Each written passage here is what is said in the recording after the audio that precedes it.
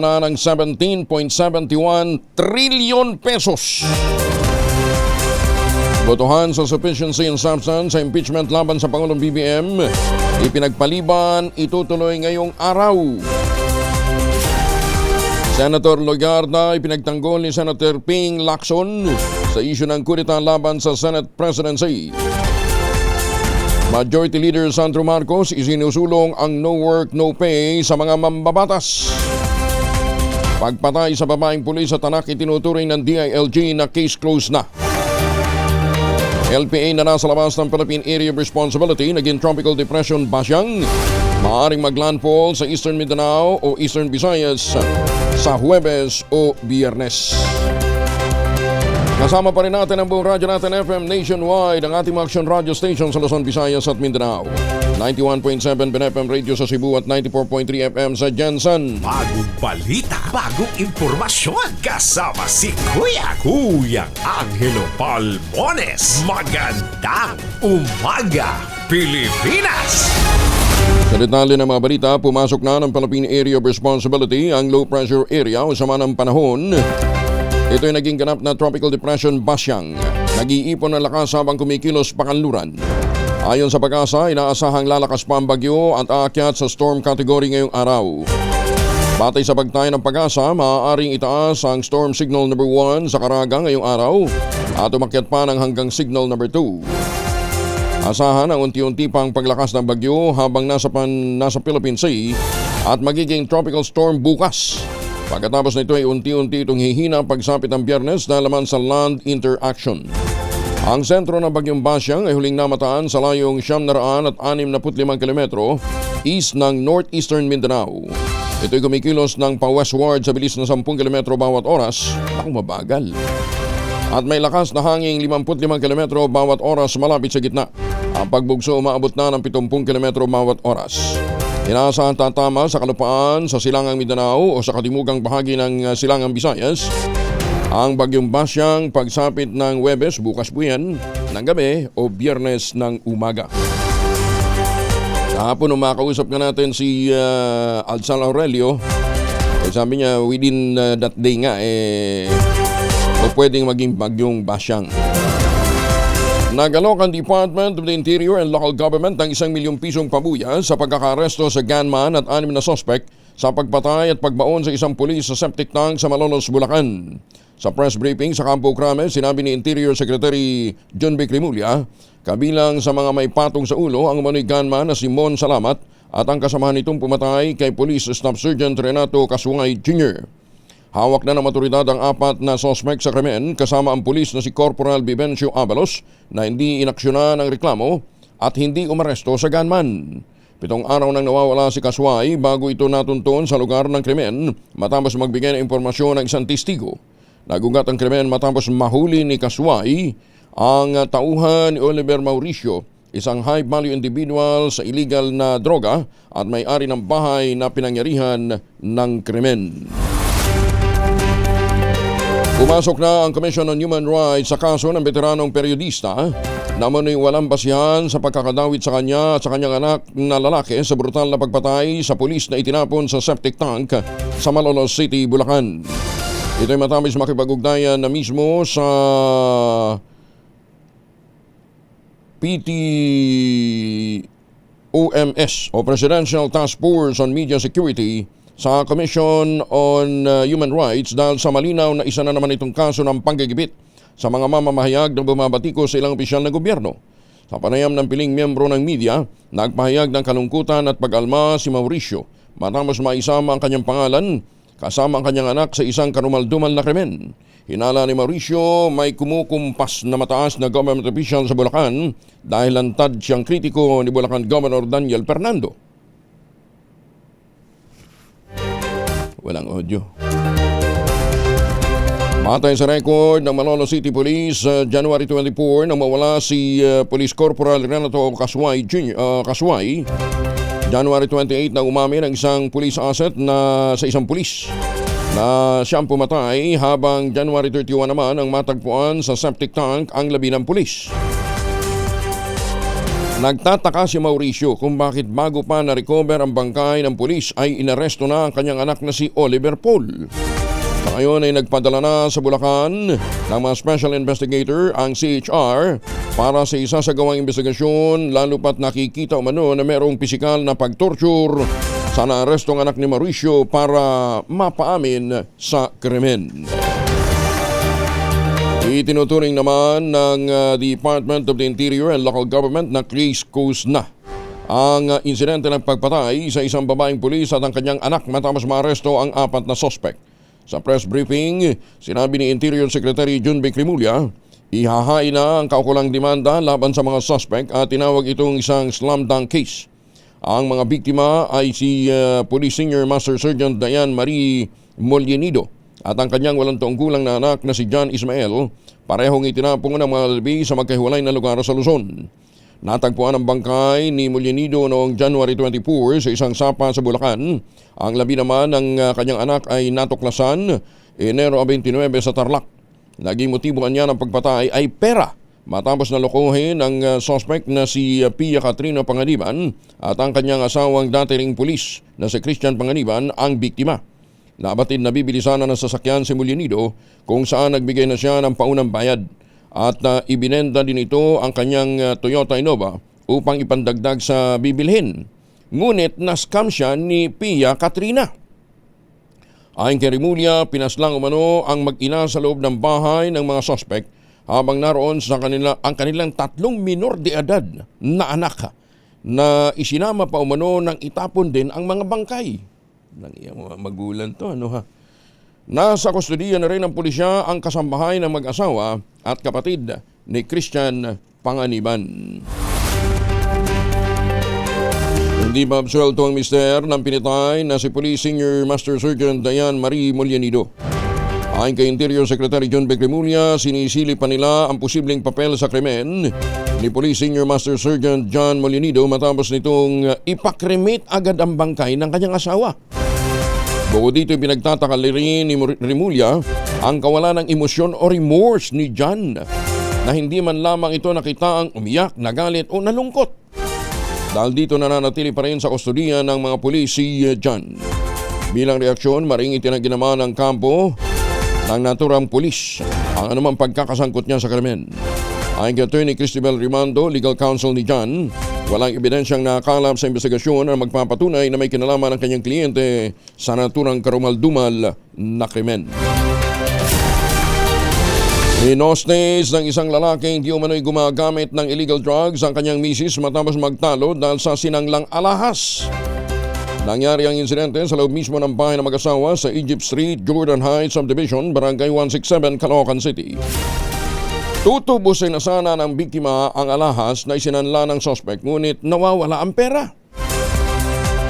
Bunson din doon nagtalo ang mag-asawa hanggang mauwi ito sa pananakit ng mister at pagkulong sa kwarto ng kanyang misis. Nagawa pang makatawag sa 911 ang biktimang misis dahil upang rumesponde agad ang mga pulis at opisyal ng barangay. Dinala na sa barangay ang biktimang misis at ang mister upang maimbestigahan at pag-ayusin. Ba't ganun pag-aayusin? Sinasaktan na nga yung misis, pag-aayusin nyo pa. Aksidenteng nahukay ng isang kontraktor ang isang 75mm high explosive vintage bomb sa Sampaloc, Maynila. Sa ulat ng Manila Police District na tamaan ng piko ng isang kontraktor ang bomba habang naguhukay ito sa isang construction site sa kanto ng Lacson Avenue at G. Tuason Street sa Barangay 419. Agarang iniulat ng natuklasan sa mga otoridad at matagumpay namang na-recover na alis sa lugar ng responding demolition and explosive control unit ng MPD para masiguro ang kaligtasan ng mga residente. Iniimbestigahan pa ng otoridad kung ano ang origin ng naturang bomba. Magandang umaga, Pilipinas! Hoy, walang pasok sa Ateneo de Manila University sa February 25 bilang pagulitan sa ika-40 anibersaryo ng EDSA People Power Revolution. Sa anunsyo ni Ateneo President Father Roberto Yap, idineklara ng university ang holiday sa nasabing petsa upang bigyan daan ang pakikisa ng mga estudyante, mga guro at mga magulang, hindi ng mga alumni sa mga aktibidad kaugnay ng selebrasyon. Idineklarang special working holiday ang February 25 ngayong taon. Sibak na sa pwesto ang 2 pulis QC. Matapos masangkot sa isang engkwentro laban sa mga armadong suspect sa syudad, nanawi sa pagkamatay ng isang criminology student noong linggo. Kinilalang nasawi na si Erich John Ginobatin, 24 anyos. Tinamaan ito ng ligaw na bala. Kaugdan ito iniutos ni Quezon City Police District Director Colonel Randy Glenn Silvio ang agarang administrative relief ng 2 pulis na sangkot sa naturang insidente, pero tumanggi siyang pangalanan ng mga pulis na nakatalaga sa Novaliches Police Station 4. Isa sa mga pulis ang nagpaputok ng baril sa nasabing enkwentro at naisa ilalim na sa parapintes. Samantala, bumuo na rin si Silvio ng Special Investigation Team upang tipunin ang mga ebidensya at alamin kung ang bala na ikinamatay ni Ginobatin ay nagmula sa baril ng mga pulis. Sinisilim na rin ng National Bureau of Investigation ang posibilidad na nagtatago ang puganteng gaming tycoon na si Atong Ang sa mga kasino at mga hotel. Ayon kay NBA Acting Director Attorney Lito Magno, biniberipika at tinaaksyon na naman ang ahensya ang lahat ng impormasyon hinggil sa posibleng kinaroroonan ni Ang. Kabilang na niya ang ginagawa nitong aksyon sa pagpapadala ng mga operatiba sa mga itinitimbring lugar at pagkakasa ng follow-up operation oras na maberipika ang natatanggap nilang tip. Lahat naman ng impormasyon na maaring valid ay pinupuntahan natin at ginagawa natin yung follow-up operations. Tatago ka sa hotel at saka casino sa katerbang CCTV doon. Di mas madali kang matuntun kayo naman Direktor. Samantala sa ngayon, inukumpirma pa ng DILG ang ulat na nakapuslit na patungong Cambodia si Atong Ang na most wanted sa Pilipinas ngayon. Kumpiyansa naman ang Malacanang, mahuhuli din ang mga high-profile fugitive kabilang si dating Ako Bicol Party List Representative Elizalde Co na nagtatago sa ibang bansa matapos masangkot sa Manamalyang Flood Control Project. Ayon kay Presidential Communications Undersecretary Claire Castro, patuloy ang koordinasyon ng pamahalaan sa International Criminal Police Organization o Interpol para matunton ang dating kongresista. Ayon kay Auntie Claire, ginagawa ng gobyerno ang lahat ng paraan upang maibalik na sa Pilipinas si Saldi Co. Habang tiwala naman ang opisyal na maaasahan ng Interpol sa pagtupad ng mandato kahit umaasa silang malaki may tutulong ng naturang grupo. Samantala, sinabi ng National Bureau of Investigation, hanggang ngayon wala pang inilalabas na Interpol Red Notice laban sa dating mambabatas. Bagong balita, bagong impormasyon. Kasama si Kuya Angelo Palmones. Magandang umaga, Pilipinas! 18 minuto na makalipas ang alas 4 ng umaga. Mga misis, amoy araw si Mr. pag-uwi galing ng trabaho, amoy danyan sa germ sa katawan nila. Para labanan ang amoy araw at amoy pawis, gumamit ng Shield Bath Soap regularly. Unbeatable ang Shield sa paglaban sa germs versus another brand, may shea butter, pampalambot ang kuti sa presyong abot kaya 12.50 SRP. Kaya naman recommended ito ng Philippine Nurses Association. Kaya mga misis, challenge yung subukan ng Shield Bath Soap. Galit sa sakit, may malasakit, sulit na sulit. Mahiwagang tunog.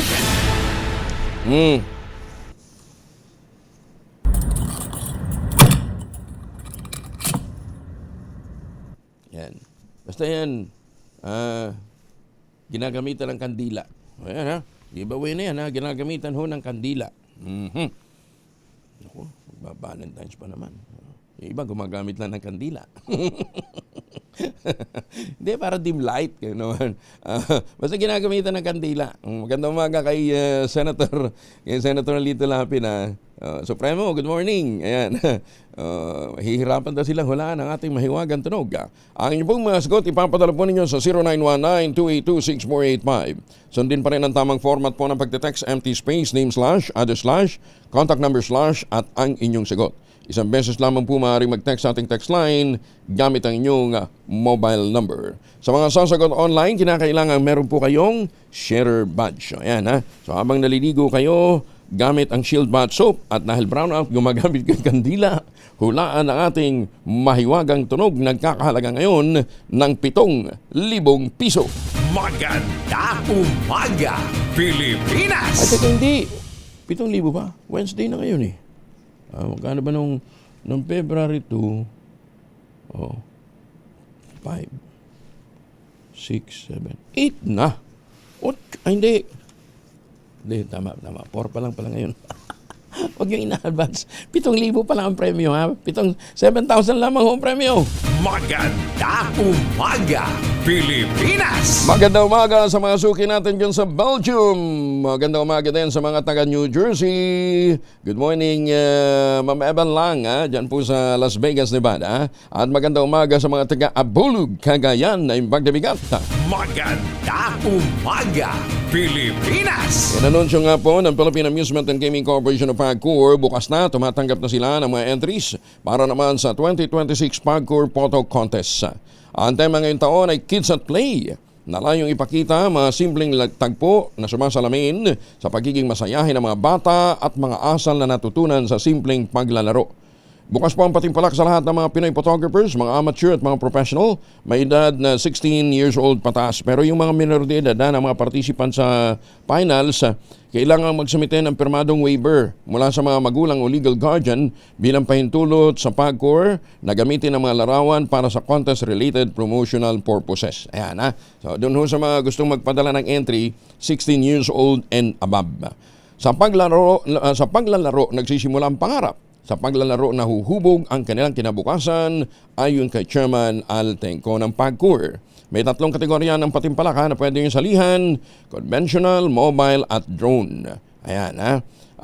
Pipili po ang PAGCOR ng 8 grand winners sa bawat kategorya at ang mga magwawagi sa conventional category, yung 8 tatanggap ng tig 100,000 pesos. Yung mga mananalo naman sa mobile at drone categories ay tatanggap ng 50,000 pesos plus trophy. Ang mga entries ay dapat na maisumite bago mag-June 30, 2026. Magandang umaga, Pilipinas! 22 na makalipas ang alas 4 ng umaga. DZRH number 1 na naman sa Metro Manila, pati rin sa Mega Manila. Araw-araw may chance ka. Umaga, Pilipinas! 4:24 ang oras sa Pilipinas. Anong oras sa Vincent dyan sa Lloydminster, Canada? Ano ba? 12 hours man difference natin? Pinalakas pa ng SM Prime Holdings Incorporated ang Green Officer Portfolio nito matapos na makuha ang LEED Gold Certification ng 5 Ecom Center sa Mall of Asia Complex sa Pasay. Ang sertifikasyon po ay para sa operasyon at maintenance matapos masuri ang gusali na energy efficient. Pagtitipid nito sa tubig, merong magandang indoor air quality at building management. Ang 15 palapag na Twin Tower Building Office ay may higit na 93,000 square meters na gross leasable area. Dinisenyo para sa flexible office layout. Ayon kay SM Office Head Alexis Ortiga, patunay ang LEED Gold Certificate na epesyente ang operasyon ng gusali at akma sa pangangailangan ng mga negosyo. Ang 5 Ecom Center ay may EV charging station, bike facilities, automated energy monitoring at smart cooling system. Bukod sa 5 Ecom, 5 pang office buildings din ng SM Prime ang LEED Gold certified na. Kasama dito yung 3 Ecom, yung 4 Ecom Center sa Pasay, ang Mega Tower sa Ortigas, Aura Tower sa BGC at ang North Tower sa Quezon City. Target din itong ma-certify ang 1 Ecom at 2 Ecom, ganyan din ang tinatayong 6th Ecom Center. Good luck!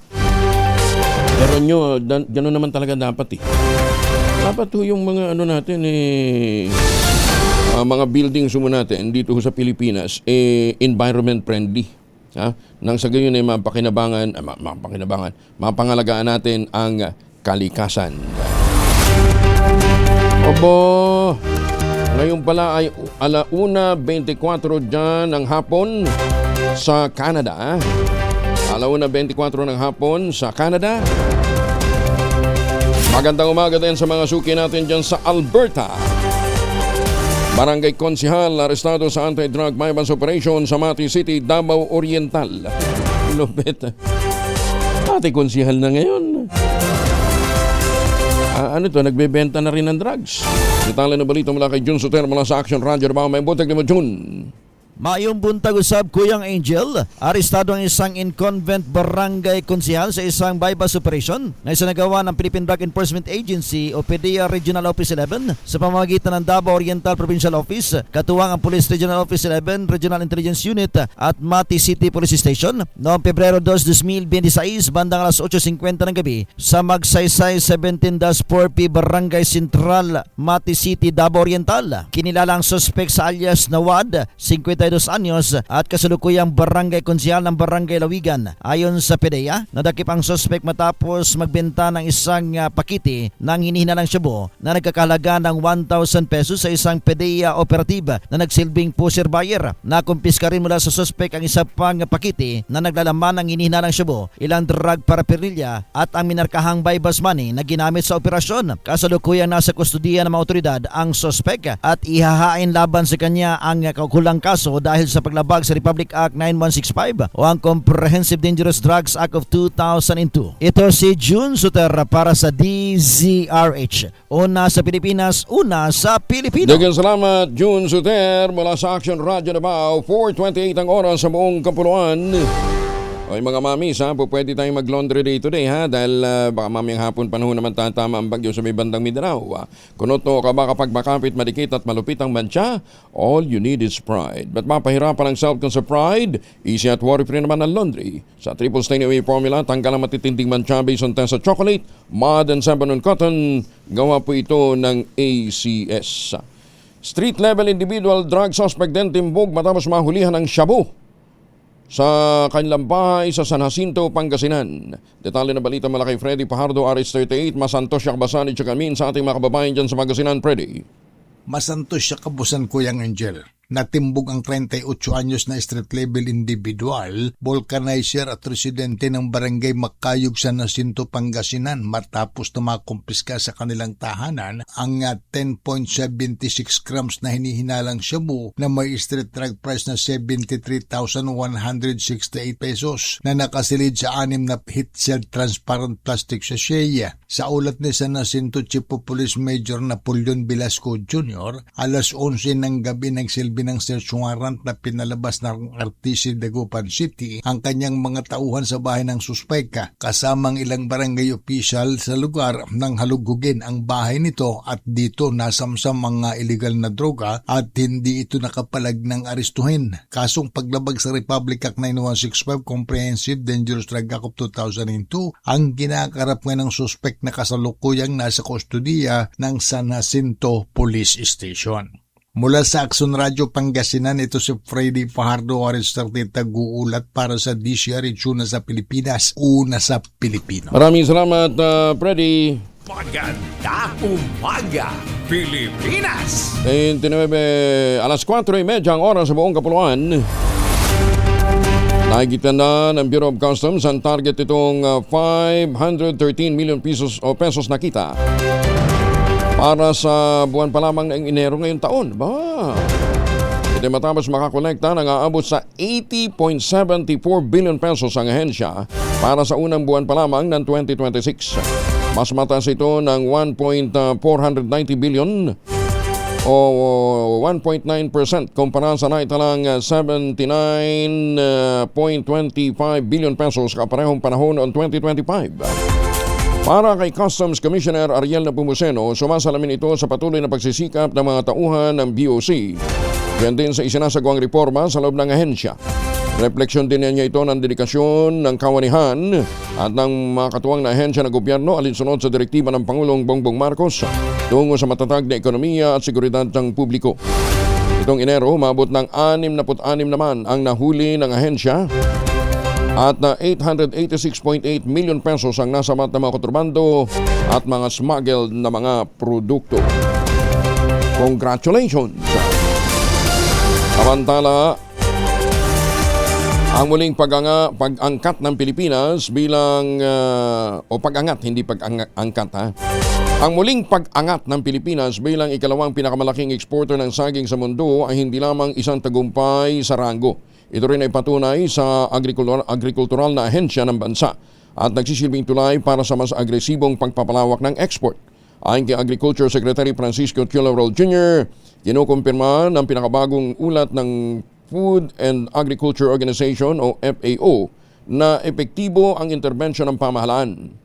Sabi nga ni Secretary Laurel, marami ang nag-aakala na ang pabagsak na ang industriya ng saging sa Pilipinas. Pero ito'y patunay na tama ang mga intervention, kayang baliktarin ang negatibong takbo ng ating export. Dahil dito plano ngayon ng Department of Agriculture na palawakin ang ganitong estratehiya sa iba pang mga value-added crops o sa mga high-value crops.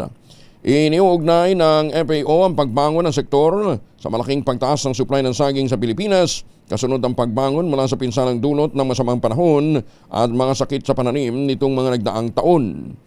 Ayon sa mga sources mula sa industriya, malaki ang naging papel ng mga pamumuhunan sa produksyon ng saging sa Cagayan Valley sa Region 2 na sinuportahan ng DA sa pamamagitan ng pamamahagi ng organikong pataba at iba pang farm inputs. Sa kasalukuyan, ang Philippine Cardaba Banana o mas kilala bilang Saba ang nangunguna sa pagtutulak ng export sa pamamagitan ng mga produktong gaya ng banana chip, nilagang saba at banana ketchup. Ang mga pamumuhunang ito ay formal na isinakatuparan sa ilalim ng 2025 High Value Crops Development Program ng DA, kung saan kasama ang pamamahagi ng 106,000 banana planting materials para sa pagpapalawak at pagpapasigla ng mga taniman. Magandang umaga, Pilipinas! Ang pagsipa daw po ng Philippine Stock Exchange ay isang indikasyon ng pagbabalik sigla ng ekonomiya ng Pilipinas. Narito ang malinaw na mga senyales na muli nang nagtitiwala sa ating ekonomiya sa Pilipinas ang mga investor. Tumaas daw po ang Philippine Stock Exchange Index ng 104.88 points o 1.67% sa pagtatapos at nagtapos sa 6,401.96. Ang pinakamataas na antas mula Enero 19 ng taong kasalukuyan at isa sa pinakamalakas mula noong Hulyo ng 2025. Ayon sa RCBC Chief Economist na si Michael Ricaport, ang pagtaas na ito ay ganap ng pagbura sa mga pagkalugi sa merkado na sumunod sa State of the Nation Address noong Hulyo ng July 28, 2025 nang pansamantalang maapektuhan ang kumpiyansa ng mga mamumuhunan dahil sa isyu ng katiwalian. Ipinapakita din ng datos na ito ang mga komunidad ng negosyo at ang pamumuhunan na tumitingin ng lampas sa ingay ng politika at tumutugon sa konkretong pamamahala sa ekonomiya. Sa ilalim ng Pangulong Bongbong Marcos, ang katatagan ng merkado, ang pagsusulong ng transparency at ang pagpapatuloy ng mga polisiya ang siyang nagpapalakas sa tiwala ng negosyo at investment. Sa ngayon, malinaw ang mga numero na nanunumbalik na ang pag-arangkada ng ekonomiya sa kabila ng pamumulitika ng ilang sektor. Magandang umaga, Pilipinas! Bagong naitalaga ang OIC Provincial Director ng Northern Samar Police Provincial Office, agad na napalitan matapos naman ang mahigit lamang sa isang buwan. Alamin natin kung bakit mula kay Jane Galit Bantayan, Aris 34, Jane May Buntag. Matapos ang mahigit isang buwan na panunungkulan ni Police Colonel Orlando Garjula bilang Acting Northern Samar Provincial Director ay ganitong pinalitan. Ngunit hindi pa malaman ang bagong itatalagang Provincial Director dito sa lalawigan ng Northern Samar. Sa kasalukuyan hindi rin malaman ang dahilan ng agad nitong pag-alis sa probinsya bilang Provincial Director. Gayunpaman, nag-iwan ito ng mensahe na nagpapaabot ng pagpapasalamat sa maikling panahon ng kanyang panunungkulan bilang officer in charge ng Northern Samar Police Provincial Office. Aniya, lubos siyang nagpapasalamat sa bawat isa mula sa mga staff, Chief of Police, Force Commanders at sa lahat ng mga tauhan kasama na ang mga non-uniform personnel sa pinakitang suporta at kooperasyon. Sa loob daw ng maikling panahon ay nasaksihan niya ang disiplina at malasakit sa tungkulin. Ayon pa sa kanyang mensahe, ang sipag at pagkakaisa ang naging sandigan daw niya upang patuloy na may taguyod ang kapayapaan, kaayusan at tiwala sa mamamayan ng Northern Samar. Hindi man daw naging mahaba ang kanyang panunungkulan, mananatiling mahalaga daw sa kanya ang mga karanasan, aral at samahang nabuo. Mensahe pa nito sa mga pulis na dalhin ang parehong sigasig at integridad sa pagsusuporta sa susunod na mamumuno sapagkat ayon pa sa nasabing opisyal, ang lakas ng Northern Samar Police Provincial Office ay nagmumula sa pagkakaisa at malasakit ng bawat tauhan nito. Lubos rin ito nagpapasalamat sa Northern Samar Police Provincial Office at hiniling ang patuloy na maging kaugop sa rayo ngan rig-on sa Nortihanon. Ilang araw bago ang anunsyo ng pagpapalit ng liderato ay inikot nito ang mga local government units para sa kanyang courtesy call, kabilang dito ang opisina ng gobernador. Mula sa Aksyon Radyo Katarman, RH34 Jane Galit Bantayan ng DZRH. Una sa Pilipinas, una sa Pilipinas. Maraming salamat, Jane Galit Bantayan. Nagkakokortesi call pa lang, na-relieve na kaagad. 10 dialysis machine i-turn over naman ng DOH sa Governor Benjamin T. Romualdez General Hospital and Schistosomiasis Center sa bayan ng Palo, Leyte. Yan ang ibang balita sa atin ni Jimmy Angay-Angay, RH32. Maupay nga agad, Jimmy. Na-turn over na ng Department of Health ang 10 dialysis machine sa Governor Benjamin T. Romualdez General Hospital at Schistosomiasis Center. Ito ang sinabi ni DOH Regional Director Dr. Exoperia Sabalbarino sa isang panayam. Mga bagong dialysis machine nilagay sa dialysis center sa bayan ng Palo, Leyte mula sa DOH Central Office. Sabay sa formal na turnover ang pagbunta sa Leyte ni DOH Secretary Ted Harbuza. Malaki ang tulong ng dialysis machine sa mga mahirap na dialysis patients sa lalawigan ng Leyte sapagkat wala itong bayad, hindi katulad sa mga pribadong dialysis center na malaking binabayaran. Kaya sa ngayon malaking kaginhawaan sa mga pasyente, lalo na ang walang pambayad. Madudugtungan pang buhay ng mga ito at hindi pa ma-stress ang pamilya sa gastusin sa pagpapadialysis. Ang 10 dialysis center pwede maka-accommodate ng 30 pasyente sa kada araw. Dito sa DYVL Action Radyo Tacloban, ito si R32 Jimmy Angay-Angay para sa DZRH. Una sa Pilipinas, una sa Pilipino. Daghang salamat, Jimmy Angay-Angay. Muli naman binuhay ng Vice Chairperson ng Senate Committee on Health na si Senator Bongo ang panawagan na i-refund at buong ibalik sa taong bayan ang zero budget sa PhilHealth na nakaltas ng 1 taon. Ginawa ni Senator Go ang panawagan matapos talakayin kahapon sa Senado ang kakulangan sa pondo ng PhilHealth na bigong maibigay sa publiko ang kinakailangan nilang medical assistance. Ayon kay Senator Go, double whammy o dobleng parusa ang tinanggap ng mga pasyente noong nakarang taon dahil sa 2025 ay zero ang budget ng PhilHealth. Bukod pa sa 60 billion pesos excess fund na binawi ng national government bago ibinalik sa National Treasury matapos iutos ng Korte Suprema. Una rito, tinawag ni Senator Bongo na immoral ang pagbawi ng excess fund ng PhilHealth. Ngunit kalauna na iniutos nga ng Korte na ibalik ito dahil sa pagiging unconstitutional. Paano naman po yung 2025 na zero? Sana po napalitan rin po yun. Kung refund talaga yan. Dapat ibalik talaga ng buo. Not only the so-called excess funds na ipinabalik po ng Supreme Court, but yung 2025 na budget po ng PhilHealth na zero po. Napakaliit pa rin po ng counterpart ng PhilHealth sa hospital billing. Top 3 most wanted person naman ng Central Luzon na may kasong 2-count ng qualified rape of a minor na aresto sa Limay Bataan. Detalye ng balita mula kay Danny Kumilang, RH37. Danny? Matagumpay na naaresto ng Bataan Police Provincial Office ang top 3 most wanted person sa regional level ng Central Luzon sa sinagawang manhunt operation nitong Pebrero 3, 2026 sa Barangay Landing, Limay Bataan na nadakip ito sa pamumuno ni Police Major Jimmy Albert Dicen sa direktiba ni Colonel Marte Salvadora, Provincial Director. Isinagawang operasyon ng magkasanib na pwersa ng iba't ibang unit sa lalawigan ng Bataan. Ang suspect ay may 2 kaso ng qualified rape of a minor sa ilalim ng Revised Penal Code. Ang naarestong individual ay top 1 most wanted sa antas ng provincial ng Bataan at top 1 sa bayan ng Limay at top 3 naman sa regional level.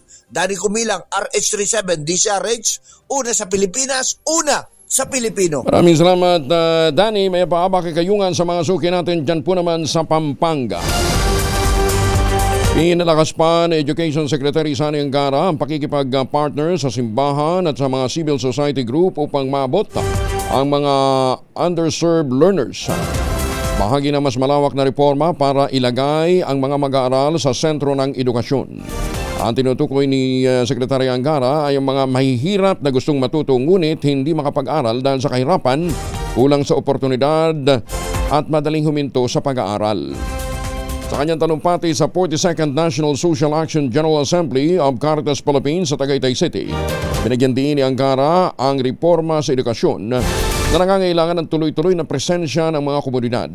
Gayon din, ang mahigpit na pagtutok sa pang-araw-araw na realidad ng mga estudyante ay gayon din ng mga guro, lalong-lalo na sa mga underserved areas. Sinabi pa ni Angara, ang pakikipagtulungan ng DepEd sa religious groups at mga civil society ay isang paraan upang mas maraming mag-aaral ang makinabang sa mahalagang programa tulad ng school-based feeding, learning recovery at alternative learning system o ALS, lalong-lalo na sa mga out-of-school youth at iba pang marginalized learners. Nakakatuwa naman si Secretary Sani Ipinoroad ko sa kanya yung message na aking Kuya Levy na siguro isa sa mga magandang hakbang ipagmawag na rin sa mga elementary students ang paggamit ng cellphone. Siguro magkaroon na lang ng access ng cellphone paglabas na ng eskwelahan. Mariing itinanggi ng bilyonaryong si Manuel Villar ang mga alegasyon ng price manipulation at insider trading. Ayon kay Villar, na tinaguri ang pinakamayaman sa Pilipinas, walang batayan ang kasong kriminal na inihain ng Securities and Exchange Commission o SEC laban sa Villar Land Holdings Corporation at kanilang pamilya. Giniti Villar, sa ngayon ay hindi pa siya nakatatanggap ng formal na kopya ng naturang reklamo, ngunit handa siyang linisin ang kanyang pangalan. Nanindigan ito na hindi siya kailanman nasangkot sa anumang iligal na gawain na layong makapanloko ng mga customer at mga investor para lamang sa pansariling interes. Kumpiyansahan niya siya na mangingibabaw ang katarungan, malilinis din ang kanyang pangalan at ang kanyang pamilya, ganyan din ang mga pag-aari ng kanyang kumpanya. Matatanda ang Enero at 30 na maghain ng kasong kriminal ang SEC sa Department of Justice laban sa Villar Land at mga opisyal nito dahil sa manoy pag-issue ng misleading disclosures para manipulahin ang share price ng kumpanya at iligaw ang mga investor. 43 na makalipas ang alas 4 ng umaga. Sa mga may lakad, huwag kalimutan magbaon ng proteksyon laban sa mikrobyo. May dalawang formulation ng family alcohol na pwede nating pagpilian. Yung family 70% ay isopropyl alcohol, especially prepared for clinics, hospital, pharmacies, laboratories, pero okay din po yan sa ating mga emergency kits at sa household use. Very effective sa disinfection at sterilization. Ganyan ang bagsik ng family 70% ay isopropyl alcohol. Maghapon man natin gamitin, no problem. Hindi po manuno yung ating mga kamay dahil meron po itong moisturizer. Yun namang mabangong family rubbing compound improved alcohol. Ayun po yung mabangong isopropyl alcohol na ginagamit po ng mga masahista, mga barbero, mga doktor, mga nurse, mga kubadrona for sponge bathing and other cleansing purposes. Family rubbing alcohol parang di sa reachable na sa mahabang panahon, mabibili sa namang butik at convenience stores nationwide. Family rubbing alcohol, hindi lang pampamilya, pang sports pa. Maganda umaga, Pilipinas! Magandang umaga din po sa serbisyo ng Crime Water. Crime Water yun kayo naman. Huwag yung Crime Water, mambira. Ayan, at magandang umaga doon sa mga... Ohayo gozaimasu sa mga suki natin dyan po sa Japan. Ito, may panawagan po ang Philippine League of Government and Private Midwives, 27th National General Assembly of Midwives. Ang tema po ay Stand All, Midwives as Health Service Providers Amidst Adversity. Gaganapin po yan April 15 to 17, 2026. Sa Daporum po yan, Philippine International Convention Center sa Pasay. This event is open to all midwives nationwide, mga public, private midwives, kahit na may birthing center o kayo yung galing po sa academe. For details, please contact Philippine League of Government and Private Midwife Secretariat sa 0956-196-6050 o sa 0915-855-1119. Pwede din daw kayo mag-email sa plgmi@plgmi.com.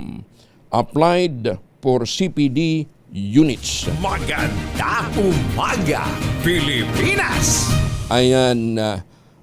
Para nga pala sa mga suki natin baka pabalik ho kayo ng Pilipinas, huwag na magpasalubong na imported na tsokolate. Meron po tayong tangerine chocolate. Ang tangerine chocolate po ay produkto ng mga magnaniyog, ng mga magsasaka dyan po sa lalawigan ng Quezon. Sa tulong po ni Cora Helentan, yung po mga planting material ng kakao galing Davao, hinakot po yan para maitanim sa ilalim po ng mga nyugan. Kaya ngayon ay nagpuproduce na po sila ng dekalidad na kakao beans, pinaprocess para maging tangerine chocolate.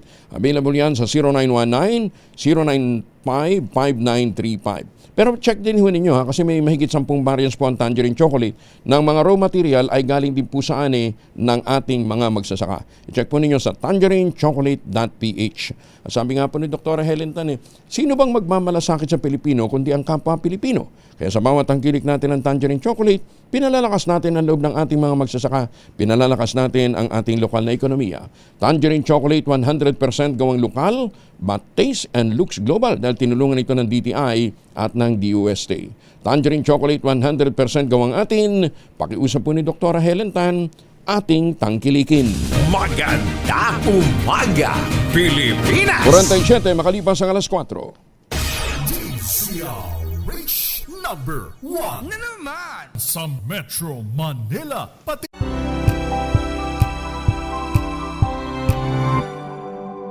Pilipinas! Showbiz muna tayo. Oy, si Gerald Napoles at saka si Kim Molina. Tuloy na daw ang kasal ngayong taon. Molly Alinio, sino naman sila? Hindi ko sila kilala eh. Molly, good morning! Gising ng showbiz, rampa na Pilipinas. Good morning, Kuya Angel. Sa press con ng Wonderful Nightmare, nagkaroon ako ng chance na makausap ang dating magjowa na ngayon ay ikakasal ng sina Gerald Napoles at Kim Molina. Ayon sa naturang dalawa, dapat daw ay matagal na silang naikasal, kaya lang sa mga offers, sa mga pelikula, ayun, nagkasunod-sunod at naudlot ang kanilang pagpapakasal. This year daw ay tuloy na. By March, ikakasal na sila. Well, sa totoo lang, wala na raw mahihiling pa itong si Kim Molina kay Gerald dahil napakabuti raw nitong tao at hindi na bago sa kanya ang nasabing binata dahil matagal na rin naman silang magkakilala at nag-live-in na. Well, hindi naman daw ganong kaingranding kasalan.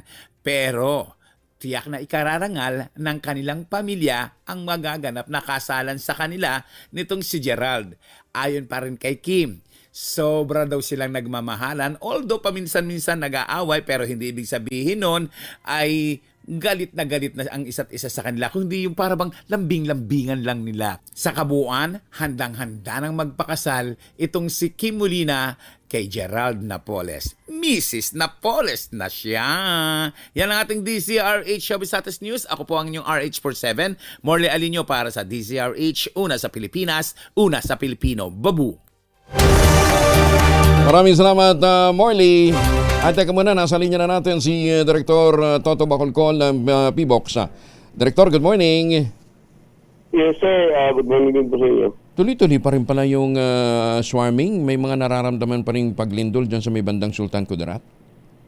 Yes, tuloy-tuloy pa rin. Pero kung titignan natin yung number ng earthquakes, medyo kumukonti na siya from the peak ng January 28 na umabot ng 833.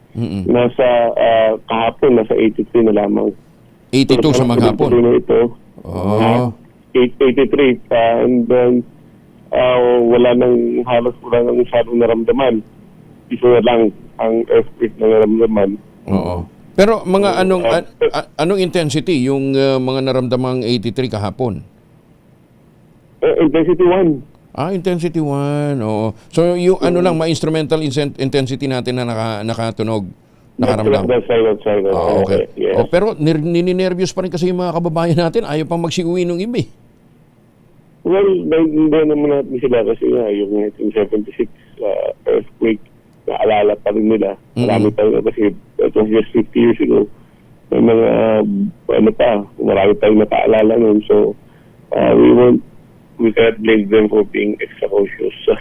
Pero yun na nga, it's really up to them sa LGU kung pabalikin na o hindi. Kasi yung evacuation protocol naman is with the LGU. Pero hindi naman daw ito indicator na, kasi nga may mga displays doon sa mga sunod-sunod na paglindod doon sa swarming, hindi naman daw yun indicator na na tawag dito, na mayroong isang mas malaking inaasahan. Or nandun yung probability. This may or may not lead to a stronger event. Pero yun nga, as nakita natin, decreasing na yung trend. So sana tuloy-tuloy na ito. And this is actually, like an encouraging this is encouraging. Nakita natin na pagbaba na ng number of earthquakes. But again, anything could happen. Even with walang swam naman, pwedeng magkaroon ng malaking panglindol. So, hindi talaga natin masasabi yan. Meron tayong station doon, ano? May station ng PBOX doon sa may area. Yes, marami tayong mga remote stations din. A remote station, pero hindi tao, hindi may tao. Meron din. Ang tao natin is nasa the nearest would be sa Cotabato. Gano'ng karami? Tayo sa mayroon tayo sa Kidapawan. Gano'ng karaming tao natin naka-station doon? Dalawa. Ito na naman po. Dalawa. Sa dami ng binabantayan ng nagsaswarming at saka mo potential ng dadalawa. Dalawa, ano yun? 12 hours duty nila. Paano pag weekend? May duty pa rin kapag weekend.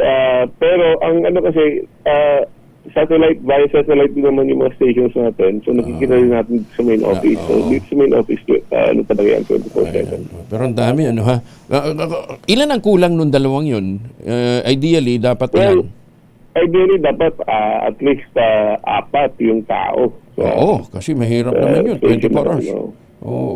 So 4. Doon sa modernization natin, madadagdagan na talaga yun. Madadagdagan natin. Sana nga. Kaso wala pa. Hanggang ngayon. Wala pa yung pondo. Kasi nga, pero yun na nga, ang natin is dadagdagan natin yung mga tao and prepare naman na natin na yung mga hihingi natin sa DBM. Hanggang ngayon, wala pa rin? Wala pa rin? Wala gihapon? Wala pa rin? Wala gihapon. Sige. Mangungulit kami. Kasama nyo kami sa mga mangungulit dyan, Director. In the meantime, ingat po kayo. Thank you, ha. Kumusta nga pala sa Mayon? Kumusta ang Mayon? Okay naman? Ongoing pa din yung ongoing pa rin. 29 days na and marami pa rin tayong na-record na mga mga rockfall events. And pero kung ganito lang yung activity niya, mas maganda kasi. At tourist attraction din. Tourist attraction din siya. At saka hindi siya distractive. Sige. Thank you, Director, ha. Maraming salamat. Si Director Toto Bacolcol ng PBOX. DBM, baka naman pwede bilis-bilisan na ninyo yung pag-release ng pondo, tsaka yung supplemental. Matakan nyo, nagsusubo na yung lawak-lawak ng binabantayang area para sa mga potensyal na lindol. Ilan ang tao? 2. Kung Ginoo. Paano pag weekend? Maganda umaga, Pilipinas! Ay, nako. Nilinaw naman ng Department of Public Works and Highways na walang kahit isang ghost project sa Quezon City. Ito inuulat ni DPWH Undersecretary Ricardo Bernabe sa panayam ng DCRH at ang radyo natin matapos ang kanilang isinagawang joint validation katuwang ang lokal na pamahalaan ng lungsod Quezon. Wala po. Doon po sa una na lang ni-report. Nagkaroon po ng joint inspection and validation at wala naman pong nakitang ghost doon po. Iyon. Yan ho'y bahagi ng panayam ni Nandos Pordos kay Undersecretary Bernabe. Nagugat ang umano'y ghost project sa Quezon City sa ulat ni Quezon City Mayor Joy Belmonte na mula sa 66 na flood control project sa lungsod, 35 sa mga ito nawawala o hindi makita. Matatandang question din ni Senator Rizon Tiberos na sa 254 flood control project sa Quezon City, 2 lamang sa mga ito ang umano'y na-coordinate sa Quezon City Hall. Paano yan ngayon? Mayor Joy, Senator Risa, sabi ng DPWH, walang ghost project sa Quezon City matapos ang kanilang ginawang joint validation katuwang ang lokal na pamahalaan. Ano yung fake news? Akala ko ba, sabi niyo, ayaw niyo ng fake news. Kayo mismo gumawa ng fake news eh. Alam mo ninyo, nakakalungkot itong ganitong development. Kasi nabatikos ng husto. Lalong-lalo na yung district engineer, si ano pangalan nun? Johnny Protesta ba yun? Yan. Lalong-lalo na sa pagharap niya ho sa Senado, dinigdik ito ng gusto ni Senator Risa.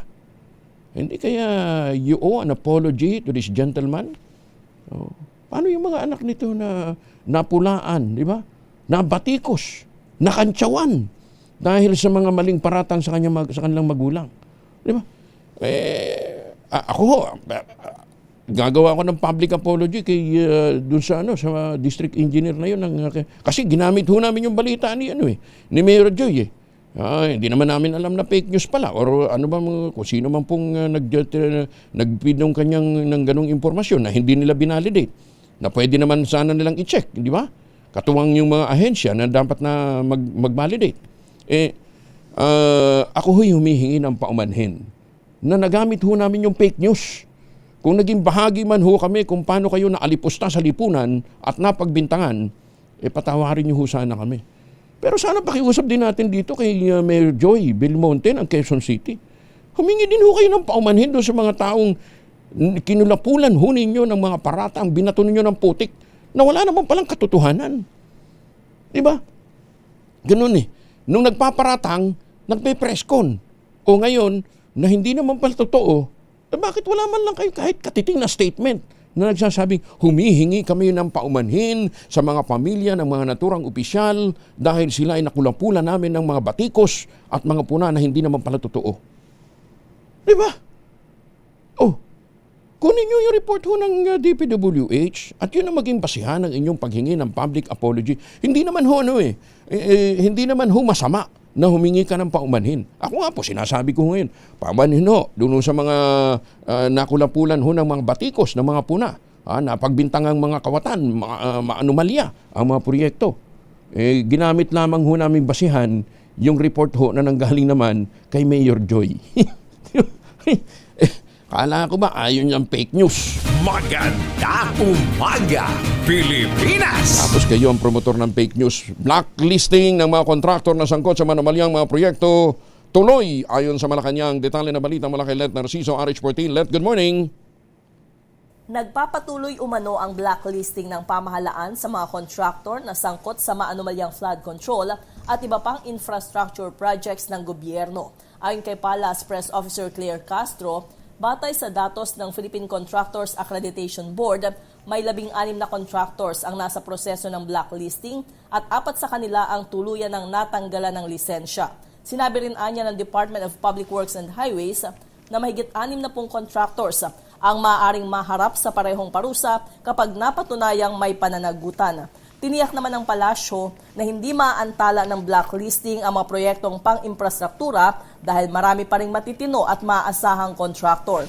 Sabi pa ni Castro, seryoso ang administrasyon na linisin ang hanay ng mga kontratista sa bansa para masigurong napupunta sa tama at tapat ang pondo ng bayan habang tuloy-tuloy ang mga proyektong pakikinabangan ng mamamayan. Ito si Let Narciso para sa DZRH. Una sa Pilipinas, una sa Pilipino. Maraming salamat, Let Narciso. Maganda umaga, Pilipinas! 2 minuto na makalipas ang 5 ng umaga, oras na para tayo po naman ay mag-ultabayo. Ano nga bang ultabayo? Ito po'y postbiotic with Lactococcus lactis-strain plasma. Dumaan po ito sa mahabang clinical trial, hindi mga testimonial, hindi mga kwentong kutsero, kundi human clinical trial dyan po sa Japan. Ang bawat kapsula po ng ultabayo ay nagtataglay ng 50 billion cells ng Lactococcus lactis-strain plasma. Kaya napaka-potent po nito na pagpasok po sa ating katawan, ina-activate po nito yung PDC, yung plasmacytoid dendritic cell. Yan po yung tinatawag na madalubasan o commander ng ating immune system, responsable sa pagtataboy ng mga toksin sa ating katawan habang tayo po ay natutulog. Kaya ang ultimayo po ay nakatutulong para ma-achieve natin magandang tulog. Pag may magandang tulog, nalalabanan natin ang puyat, pagod at stress na itataboy ang mga toksin sa ating katawan habang tayo po ay natutulog. Ilan lamang yan sa mga benepisyo po ng ultimayo. Kung may mga concerns pa ho kayo, may mga katanungan kayo, mag-text lamang sa 0931-033-2871. Ang ultimayo po ay rehistrado sa Food and Drug Administration, halal certified. Available po ito sa Mercury Drug, Amesco Drug, HB1 Plus Pharmacy. At ang magandang balita pa, Kapag bumili ka ng isang box ng Ultabio, yung 30 capsules postbiotic sa alinmang Mercury Drug Store sa buong bansa, makakakuha ka ng free 100 pesos sa Mercury Drug Gift Certificate. Promo runs until July 31, 2026 only. Per DOH FDA, CFRR Permit Number 0981-0/2025. Mahalagang paalala, ang Ultabio ay hindi gamot at hindi dapat gamitin panggamot sa anumang uri ng sakit. Tumutok sa DZRH at manalo ng instant 1,000 pesos sa Malakas promo kasama ang Pride Detergent. Malakasan ang makinig at manood sa DZRH! Ang tropa ni Sherwin Alparo ay nandyan sa Barangay 179, Maricaban, Pasay City kasama ang Pride Detergent. Barangay 179, Maricaban, Pasay City. Lakasan nyo ng inyong mga radyo at telebisyon. Ready na ba kayong tandaan ang ating word of the day para manalo ka ng DZRH mini component? Eto na!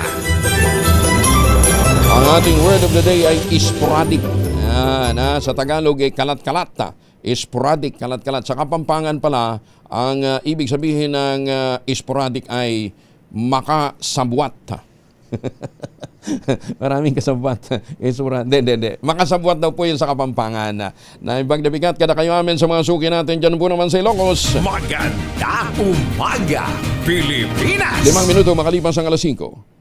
This time check is brought to you by ACS Manufacturing Corporation, ISO certified, maker of world-class quality Pride detergent. RH Champion Detergent, tapat po sa inyo. RH Ang balitang yan ay hatid sa inyo ng Red Horse Beer. Kasangga mo sa Relax Sarap. Kauna-unahan sa Pilipinas. Manila Broadcasting Company. DZRH, a proud member of MBC Media Group.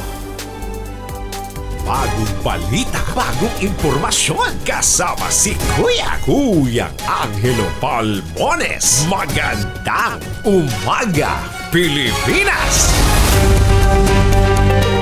Mga nakakalimutan nyo, Miyerkules na po tayo ngayon, ha? Ika-4 sa buwan po ng Pebrero 2026. Balik tayo sa mga balita na imbag na bigat sa mga suki natin dyan po sa Norte. May buntag sa mga suki natin dyan po sa Visayas at Mindanao. May buntag sa mga taga-Kidapawan City. Hindi lahat ng kawayan ay magkakapareho ang kalidad. Para doon sa mga interesado magtanim ng kawayan, ha? Lalo pat sinasabi nga natin, dapat nagtatanim tayo ng kawayan para sa kalikasan at kabuhayan.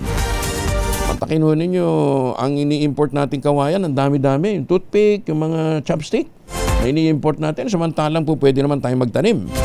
Ito lumabas sa pinakabagong pag-aaral ng University of the Philippines, Los Baños, kung saan natuklasan na may malaking epekto sa lakas at istruktura ng mga kawayan sa Pilipinas ang lokasyon kung saan ito ay nakatanim. Binigyan din ng mga eksperto na kritikal ang pagpili ng tamang uri ng kawayan batay sa klima ng isang lugar. Sa gitna ito ng lumalawak na industriya ng kawayan para sa kabuhayan at paglaban sa climate change.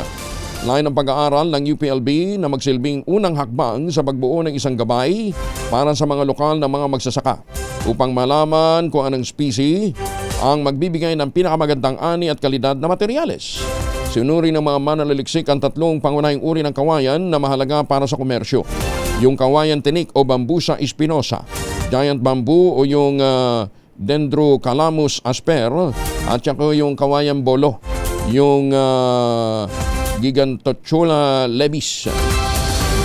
Bagamat kilalang tumutubo ang kawayan kahit saan, ang salik o ang mga salik gaya ng uri ng lupa, taas ng lugar o elevation at ang temperatura ay nakakaapekto sa sumusunod na katangian nito. Yung clam wall thickness o yung kapal ng katawan ng kawayan. Ganun pala yun.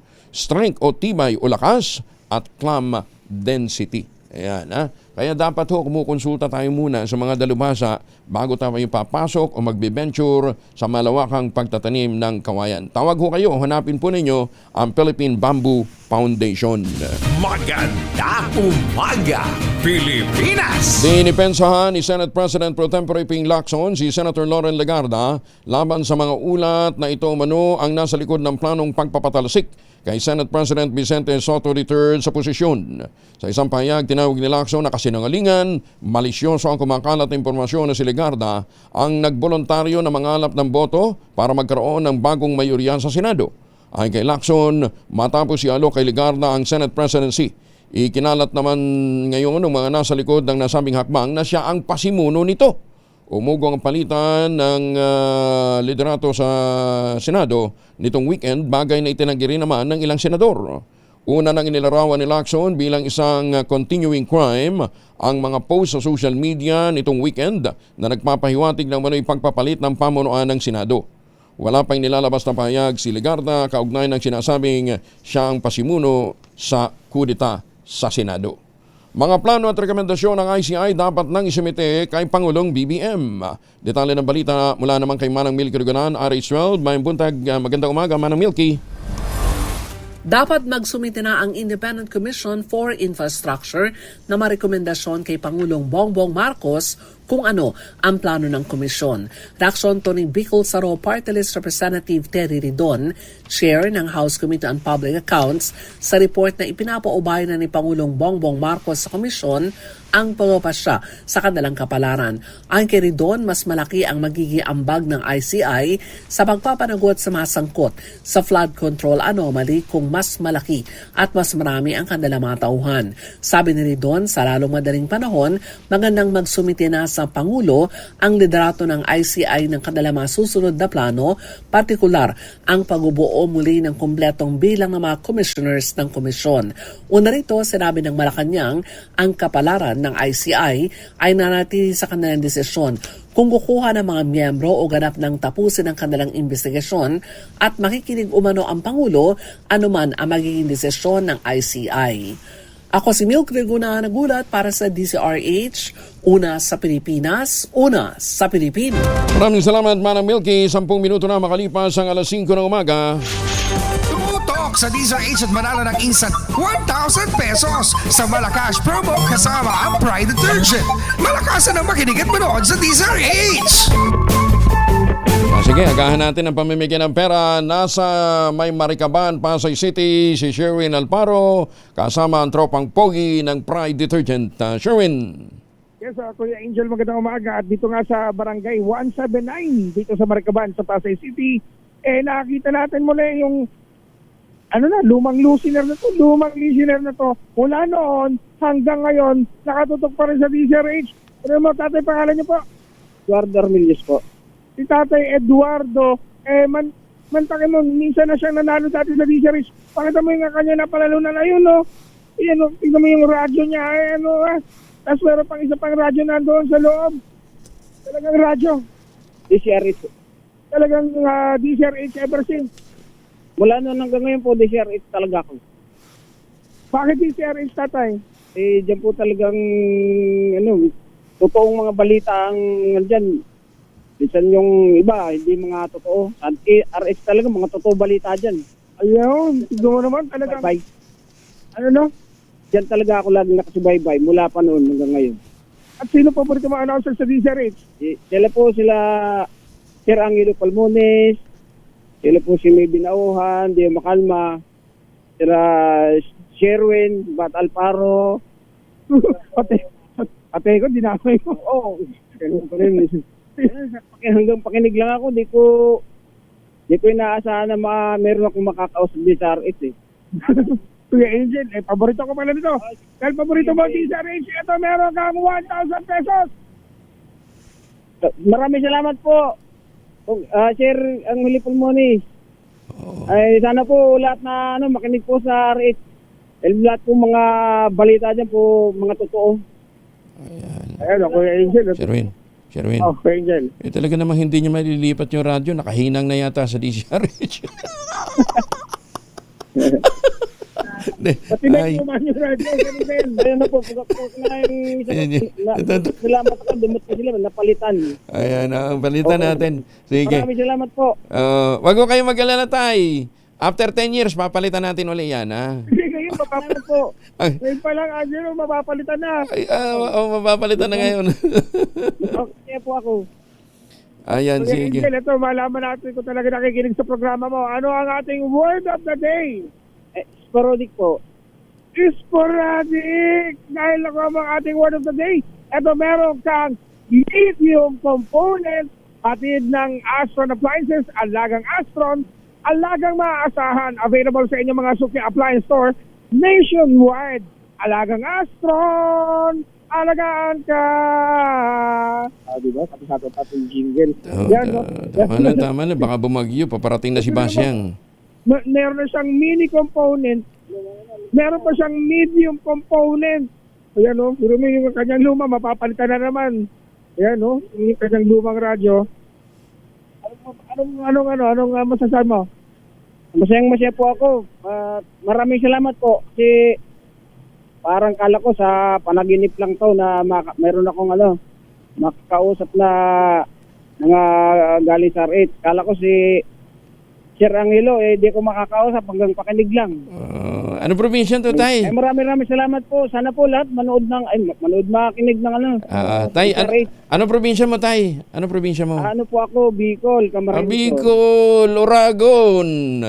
Oragon. Yan, dahil Oragon ka. Ito, meron ka rin Sir H. Medyo Noche Basket. Yan, para sa Chinese New Year. Meron ka na maihahanda. At hindi lang yan. Meron kang pinakabago, pinakamabango, pinakamalaki ang Pride with Fabric Conditioner Korean Strawberry Bloom Detergent Powder with Stain Away Formula. 2 kilo yan, kaya kahit gano'ng karaming labahan, ubos yan. Okay, maraming salamat po. Magandang umaga po sa inyong lahat dyan. Okay, congratulations po. Ingat din po, ha? Thank you, Tatay. At syempre sa mga nais manalo ng 1,000 pesos na agad tumutong sa Diesel H, baka kayo na susunod nating winner sa Diesel H Malakas promo kasama ang Pride Detergent. Arrange number 6, Sherwin Battle Faro Diesel H. Una sa Pilipinas. Maraming salamat, Sherwin. Tutok lang, tutok na sa Deezer H Radio, Deezer H Facebook, Deezer H YouTube, at Deezer H TV. Baka ikaw na ang susunod na winner sa Deezer H Malakas promo. Magandang umaga sa mga taga-Katmon, Malabon, sa mga suki natin sa iba't ibang panig ko ng Pilipinas. Good morning, may buntag. 2 formulation ng family alcohol na pwede nating pagpilian, ha? Kung may mga lakad tayo ngayon, ha? Proteksyon ng pamilya laban po sa mikrobyo. Yung family, 70% isopropyl alcohol, specially prepared for clinics, hospital, pharmacies, laboratories, pero okay na okay din po sa mga households. Very effective yan sa disinfection at sterilization. Ganyan ang bagsik ng family, 70% isopropyl alcohol, maghapon man natin gamitin, no problem. Hindi po manunuyo yung mga kamay dahil meron po itong moisturizer. Yun namang mabangong family Rapid Compounding Approval Cologne, ayun po yung mabangong isopropyl alcohol na ginagamit po ng mga masahista, mga barbero, mga doktor, mga nurse, mga komadrona for sponge bathing and cleansing and other cleansing purposes. Family Rapid Alcohol, parang di siya reachable na sa mahabang panahon, mabibili sa namang butik at convenience stores nationwide. Family Rapid Alcohol, hindi lang pampamilya, pang sports pa. Maganda umaga, Pilipinas! Si EJ Falcon daw nagbabalak tumakbong gobernador ng Oriental Mindoro. Alamin natin ang balita mula kay Gorgie Rula. Gorgie, good morning. Ngayon pa lang ay may mga naglalabasan ng post sa social media na isa raw sa tatakbong governor sa 2nd District ng Oriental Mindoro ay ang aktor na si EJ Falcon. Taga Pola, Oriental Mindoro itong si EJ at naging vice governor siya noon sa naturang lalawigan. Nung nakaraang eleksyon ay tumakbo siyang congressman pero hindi ito pinalad. Ngayon pa lang ay may mga usap-usapan ng babalik siya sa public service at governor na raw ang tatakbuhan niya. Ang sabi ni EJ, masyado pang maaga para pag-usapan yan. Nagulat nga raw siya dahil hindi raw niya alam kung saan nanggaling yon at kung paano ito lumabas. Heto pa ang pahayag ni EJ Falcon nung tinanong namin kung may balak ka ba siyang tumakbo sa darating na eleksyon. Ayokong isara ang pintuan kasi yan naman ay sabi ko nga nung tumakbo kong vice governor, wala naman sa plano yan eh. Minsan sa buhay kasi natin, pag may kumatok na parang may binubuksang pintuan at kailangan ka pumasok sa pintuan na yon at mas marami kang magtutulungan kung ka pupunta. Kasi ako, sabi ko nga, yung buhay ko, okay natin ako eh. Iyan ang pahayag ni EJ Falcon. Sa ngayon ay gusto munang mag-focus ni EJ sa pag-aartista. Bida siya sa pelikulang Kapatiran na ipoproduce ng Vice Mayor ng Nunungan Lano del Norte na si Marcos Mamay. Gorgie Rula po nag-uulat mula sa showbiz ng DZRH. Una sa Pilipinas, una sa Pilipino. Maraming salamat, Gorgie. Ayan, hindi nanalong congressman, tatakbong governor. Maganda umaga, Pilipinas! 18 makalipas ang alas 5. DZRH number 1. Sa 895 km east ng northeastern Mindanao, may taglay na lakas na hangin na 55 km per hour at pagbugso na umaabot ng 70 km per hour. Ito'y kumikilos west-southwestward sa bilis na 20 km per hour. So ngayon po, meron na po tayong nakataas na tropical cyclone green signal number 1 sa southern portion ng Surigao del Sur. So yung signal number 1 po natin ay may lead time po na 36 hours bago po nila maramdaman po yung epekto po nito at para makapaghanda rin po yung ating mga kababayan. Para sa ating forecast track, inaasahan po natin mag-i-intensify po ito into a tropical storm category at bago po ito mag-landfall po dito po sa Mindanao at tatawid po sa gitna po ng Mindanao at Visayas, pagitan po nito at patungo dito sa may Palawan at kung saan hihina rin po siya maging isang ganap na low pressure area pagdating niya sa West Philippine Sea. Pero pinag-iingat po natin mga kababayan po natin dito sa Visayas at Mindanao dahil inaasahan po natin ang malawakang pag-ulan na dala po nitong bagyong si Basyang. Ngayon, meron na po tayong nakataas na gale warning dulot po nito ni Basyang dito sa seaboard po ng Eastern Visayas. Kaya mga kababayan po natin mangingisda at yung mga sasakyan palis sa pandagat ay huwag po muna pumalaog dito. At yan po muna latest dito sa Pag-asa Weather Forecasting Center. Chanel Dominguez po, magandang umaga. Kaya lang, mabagal siyang gumagalaw, Ma'am Chanel, ha? O yes po, matagal. Hanggang next week pa po siya sa atin dito po sa ating Aguy. bansa po. Hindi, lang yun. At saka ang tagal niya sa Philippine Sea, makakaipon pa ng lakas. Ano ba ito, matubig? Nakikita po natin, yes po, opo. Naku, magludulot na naman ito ng mga pagbaha. Sige, Ma'am Chanel, ingat ko kayo. Maraming salamat. Wala na naman ho kayong tulugan. Vitamin C, ha? Yan. Wawa naman ng mga tagapag-asa. Yan, ha? Dagdagan ho natin ang hazard pay ng mga scientists natin dyan. Maganda umaga, Pilipinas! Nagsilaglaga na. Nawawala na ng malay ang mga green iguana mula sa mga puno dahil sa matinding lamig sa Florida, USA. Balupit, ano, mismo yung iguana nalalaglag. Ayon sa Florida Fish and Wildlife Conservation Commission, ang biglaang pagbaba ng temperatura ay nagiging sanhi ng pagkawala ng kontrol ng muscle ng mga iguana. Dahil dito, naninigas na poprosen ang mga ito. Kaya naman nawawalan sila ng kapit sa mga sanga tuluyang nahuhulog sa lupa. Nilinaw naman ng mga eksperto na kahit tila patay na ang mga ito, ang mga cold stunned iguana pansamantala lamang nawawalang malay bilang reaksyon ng kanilang katawan sa lamig. Nitong nakarang linggo, nakapagtala ng record-breaking na lamig ang Miami, Port Lauderdale at West Palm Beach kung saan bumaba ang temperatura ng negative 1 degree Celsius. Ayon naman sa Weather Channel, ito na ang pinakamalamig na panahong naranasan sa South Florida sa loob ng 15 taon. Pinahihintulutan naman ng mga residente na dalhin o pulutin ang mga nakikita nilang walang malay na iguana sa 5 na itinalagang FW office. Kasabay ng paalala na magdoble ingat dahil posibleng magkamalay ang mga ito kapag nakaramdam ng init at baka biglang mangagat. Maganda umaga, Pilipinas! Ang buhaya kaya pagka malamig, nawawalan din ng malay. Sanay sila sa lamig. Hindi, matindi rin kumapit ang mga buhaya. Ang dami kayong mga buhaya matindi kumapit ang mga buhaya. Oo. Yung iba nga, bumibili pa ng kondo at saka stocks. Maganda umaga, Pilipinas! 25 makalipas ang alas 5 na umaga. DZRH number 1 Na naman! sa Metro Manila.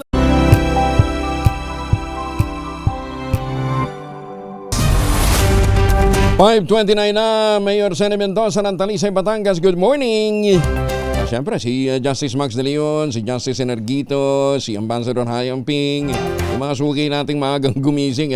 Amebal lang dyan sa Las Vegas, Nevada. Good morning!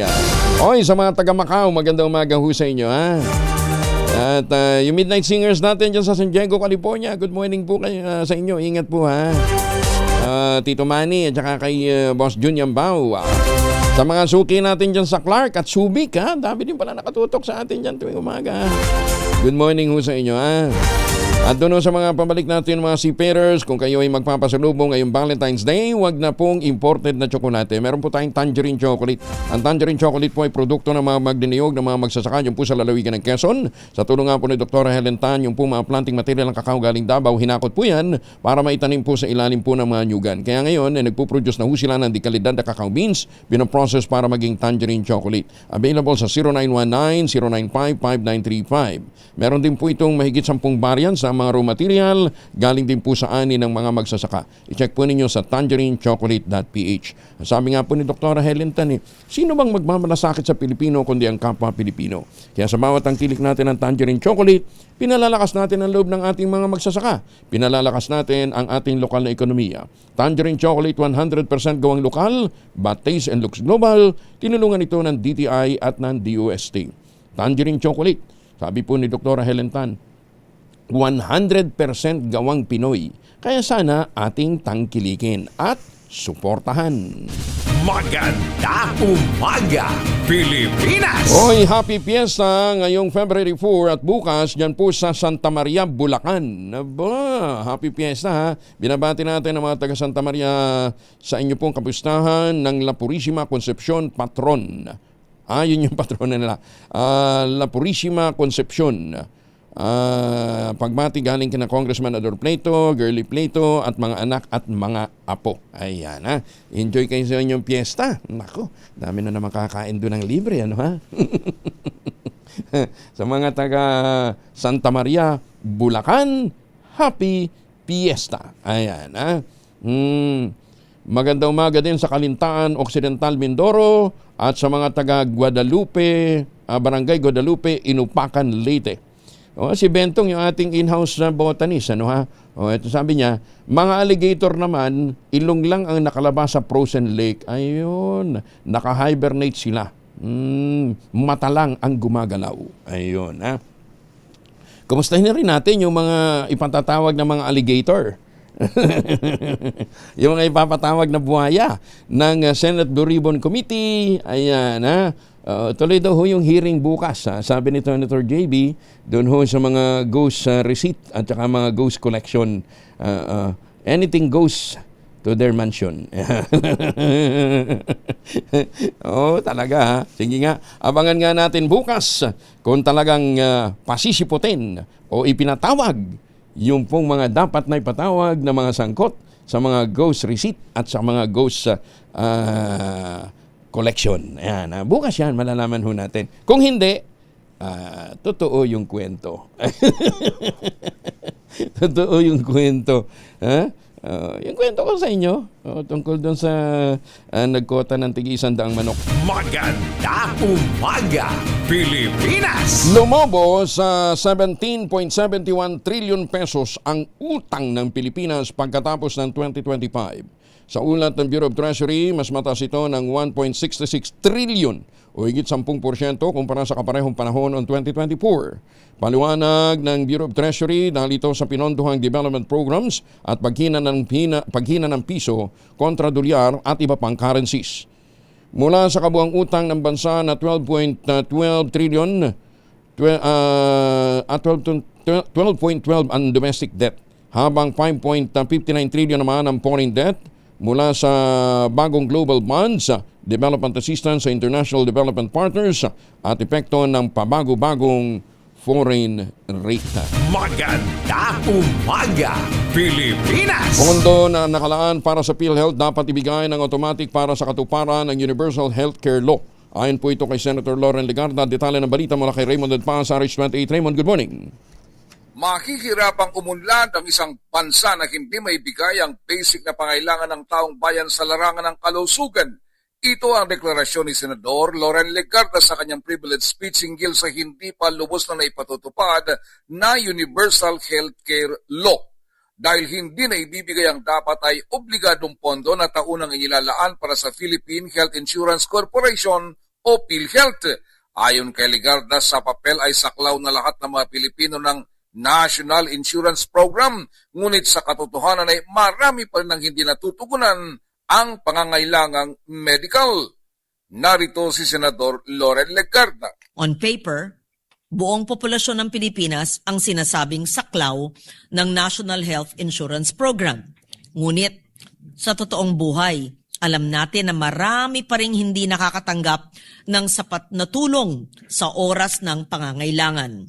Dahilan ito kaya't kanyang inihain ng Senate Bill No. 1662 o ang PhilHealth Automatic Funding Act na mag-amyenda sa Universal Healthcare Act upang tiyakin ng mga pondong nakalaan para sa PhilHealth ay automatic ang release mula sa Bureau of Internal Revenue, Philippine Amusement and Gaming Corporation at Philippine Charity Sweepstakes Office. Mula taong 2023 hanggang 2026 ay may naipon na hindi na ibigay na share ng PhilHealth mula sa PAGCOR at PCSO na halos 107 bilyong piso. Narito muli si Senador Loren Legarda. We must act now. We must insist that all legally due funds for PhilHealth and the entire health sector be fully remitted, transparently reported, and promptly utilized. We must pass structural reforms that make compliance with the law automatic, not optional. This serves as a warning, a direct warning to all officials, including PhilHealth, the Department of Health, and any agency entrusted with public health funds. Any form of abuse will not be tolerated. Ito si RH28 Raymond Adpans para sa DCRH, una sa Pilipinas, una sa Pilipinas. Maraming salamat, Raymond. Maganda umaga, Pilipinas. 37 na makalipas ang 5:00. Ang oras na yan ay hatid sa inyo na. Pilipinas. 42 na makalipas ang 5:00 na umaga. Mamalengke muna tayo. Nasa Sangandaang Market si Edwin Duque, RH23. Edwin, good morning. Butag Kuya Gel, isang araw lang pagkita pero may bagay na pagdalaw ang presyo ng karne. Yung presyo ngayon ng baboy Kuya Gel, kapon ay presyo ng 250. Pero 300 pesos dito sa Sangandaang Market. Yung pork chop, giniling, yung pigi, yung 300 pesos. Ang pata, ulihan ay 280 mula sa 260 at 280 rin itong pata ulihan. Pero yung yen po ay pare-parehas na 360 pesos. Pare-parehas din sa mga paligid ngayon ang presyo ng barok dahil nasa 200 pesos bawat kilo. Hindi pa rin natin ang itong presyo ng baka. Lain nasa 260 at 500 naman itong kambing. Sa presyo ng isda po dyan, bagyang gumalaw din dahil ay sa mga beto na nagpektado din sa meron daw buwan. Kapag itong mataas sa buwan, ay mailap yung isda. Kaya itong bangus dagupan, balik sa 260. Merong 240 habang yung bangus Bulacan ay 200 o 180 hanggang 200 pesos. Ganun din ang tilapia ko dyan, 200 o 140 yung galing Batangas, pero 110 naman yung galing Bulacan. Yung galunggong, umakyat din ng 300 bawat kilo. Ang yellowfin, 300 pesos ang yellowfin. At pusit lumot, 180. Tapos kalawang, 180 habang ang pagkalamaris naman, 280 hanggang 340 pesos. Yung Sims, 180 hanggang 480 pesos. At yung isda ay wala ng paggalaw habang sa presyo ng gulay. Itong apalaya na natiling 160 mula sa dati 140, ang kalabasa 50 at kamatis, tumaas bagyan ng 60 pesos mula sa dati 40 at 60 pesos. Yung ibang gulay, wala na babagtaas, habang yung mga presyo na tiling ay natiling 300, ang silit panigang 60 pesos pa rin, ang bako pa 200 pesos bawat kilo. Yung mga dahon-dahon, nag-umpisa sa 10 pesos, yung medyo makapagkasal, mabibili naman na 15 pesos bawat tali. Sa Magigils, 100, Bacol, 250, yung Kensay, 200 pesos pa rin bawat kilo. Walang pagalaw sa presyo ng prutas. Sa presyo pa rin ng bigas. Nag-umpisa ko ng 35, 40, 58, 80 pesos. Ang pinakamagandang klase ay Dinorado, 80 pesos. Sa Balangkit, 15 pesos pa rin bawat kilo. Merong maganda, mas maganda, 80 pesos. At sa pinakasariwat, maganda bagong ani ay 100 pesos bawat kilo. Yan, doon yun at price report. Wala pa rin dito sa handang ng Kaluhana, Restaurant 3. And din doon kinagulat sa PISA rin sa Pilipinas. Maraming salamat, salamat Edwin. Maganda umaga, Pilipinas! Dagdagan natin ang inyong pamalengke. Mahiwagang tunog!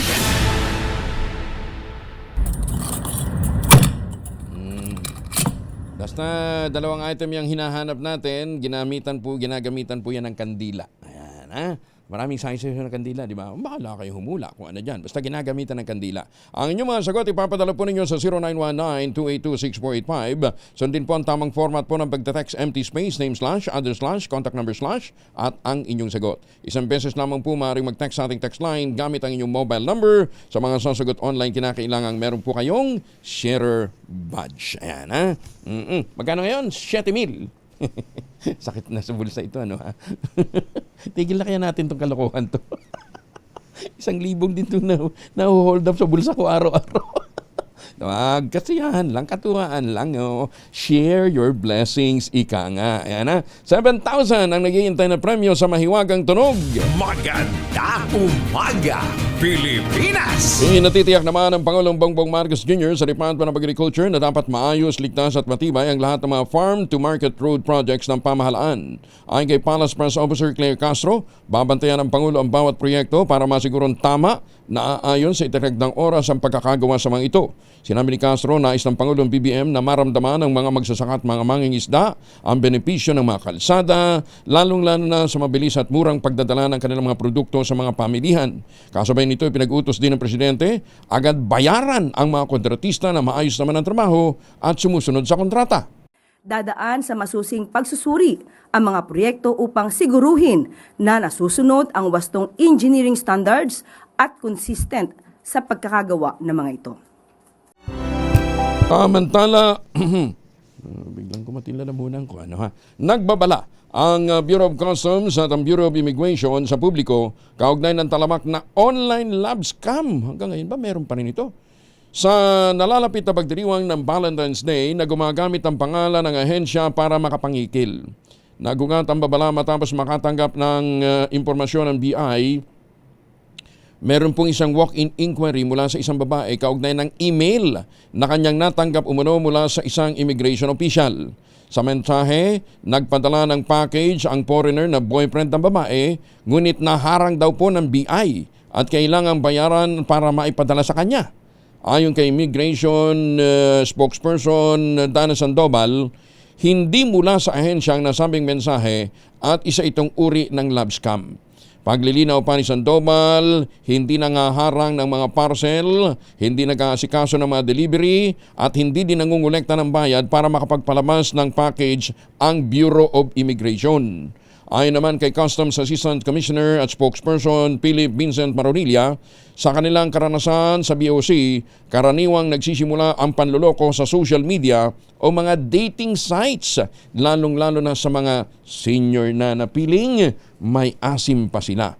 Oras na makuha na ng love scammer ang loob ng biktima, sasabihin nitong nagpadala siya ng regalo o parcel at doon makatatanggap ang biktima ng peking email o tawag na nagsasabing naharang ng Bureau of Customs o ng Bureau of Immigration ang package at kailangang magbayad ng kaukulang fees para ito'y maipalabas na kadalasan ipinapadala daw o dapat daw ipadala doon po sa walang hiyang scammer.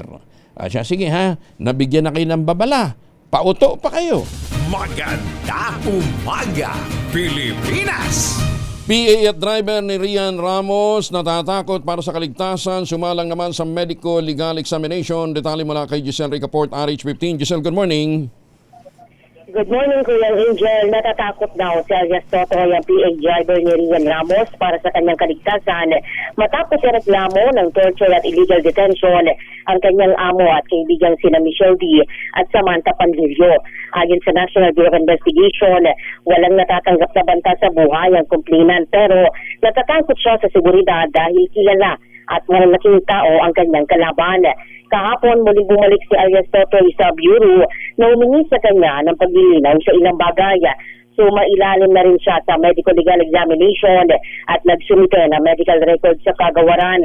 Hinihintay pa ang resulta ng pagsusuri kay Alias Totoy kung nagtutugma yung sanhi ng ipinakita niyang mga sugat at pasa sa kanyang mga aligasyon.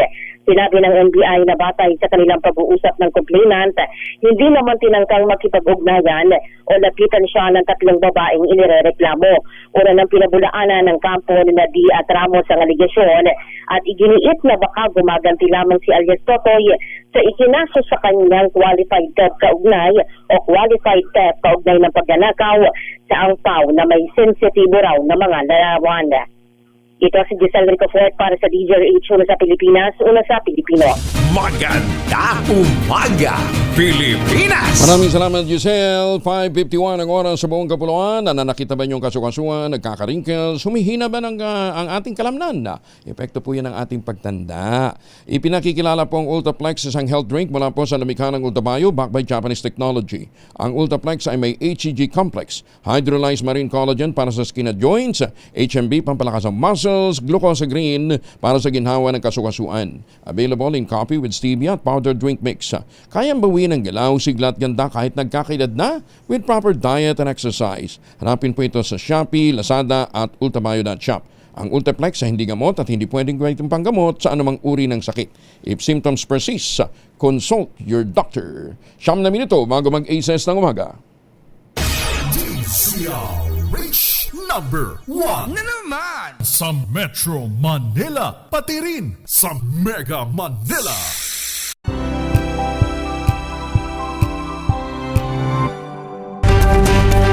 Anim na minuto na lamang bago po mag-ACES ng umaga. DSWD naka-high alert status dahil naman sa bagyong Basyang. Detalye na balita mula kay Val Gonzalez sa RH5. Val, good morning. Good morning, Kuya Angel. Itinaas na sa full alert status ng DSWD ang kanilang Disaster Response Management Group o DRMG dahil sa pagtama ng bagyong Basyang sa silangan at hilagang silangan ng Mindanao.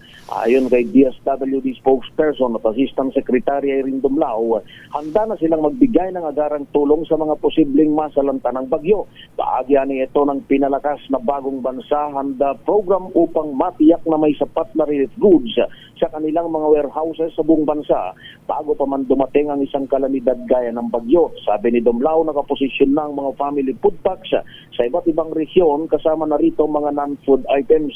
Batay sa uling bulletin na nilabas ng Pag-asa Weather Bureau, isinailalim na sa Tropical Cyclone Wind Signal number 1 ang 8 mga bayan at ang lungsod ng Bislig sa Surigao del Sur. Paliwanag niya si Dumlao, mahalaga ang pagiging handa ng DSWD upang makapagbigay ng agarang tulong sa mga nangangailangan, partikular na ang mga posibleng biktima ng bagyong Basyang.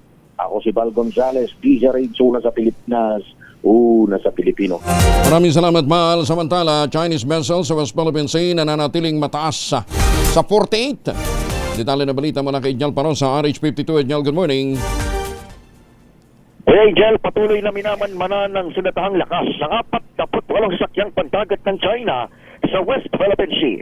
Bumaba man ang bahagya mula sa higit 50 nakaraang linggo. Napansin-pansing mas mataas pa rin ito, halos doble sa dating average na 25 Chinese vessels kada buwan. Partikular na monitor ang People's Liberation Army at China Coast Guard sa mga key areas sa Pag-asa Island, Bao de Masinloc, Escoda Shoal at Ayungin Shoal hanggang nito nga 2 ng Pebrero. Una nang sinabi ni AFP spokesperson for WPS Rear Admiral Roy Vincent Trinidad na may integration ang nangyayari sa maritime forces ng Beijing at ramdam ito hanggang sa exclusive economic zone ng bansa. Samantala, tiniyak naman ng hukbo ang kakayahan ng Pilipinas na makita ang presensya ng naturang mga diwan sa karagatan. Patunay riyan ang pagkakatala ng 16,670 na kabuuang foreign vessels na dumaan sa iba't ibang katubigan ng Pilipinas buong buwan pa lamang ng Enero ngayong taon. Ako si Ediel Parrosa, nag-uulat para sa DZRH. Una sa Pilipinas, una sa Pilipino. Maraming salamat, Tigel. Opisyal lang inilusad ng SMJ Mall sa Mandaue City, Cebu ang kauna-unahang Matcha Festival. Mula sa isang ordinaryong mall space, ginawa na isang lush green space ang the atrium ng SMJ Mall para sa immersive at culture-driven na karanasan sa lungsod. Magtatagal ang Matcha Festival hanggang February 15, nagsimula noong February 1. Tampok sa nasabing festival ang iba't ibang bersyon ng iconic Japanese green tea o matcha. Mula sa creamy latte hanggang sa mga katakam-takam na panghimagas, binigyan ng Matcha Festival ang mga Cebuano ng pagkakataong madiskubre at matikman ang lahat ng klase ng matcha desserts and drinks sa loob ng SMJ Mall. Kabilang dito ang mga produktong ibinida ng Atelier Matcha, Your Daily Go Cafe, Casa Brew, Celsius Crib, No Bitter Fillings, Choco, Deepy Sweets, O Nata, Ice Ice Baby, Rampa Beats Bar at iba pa. Ganun klase ng mga matcha festival.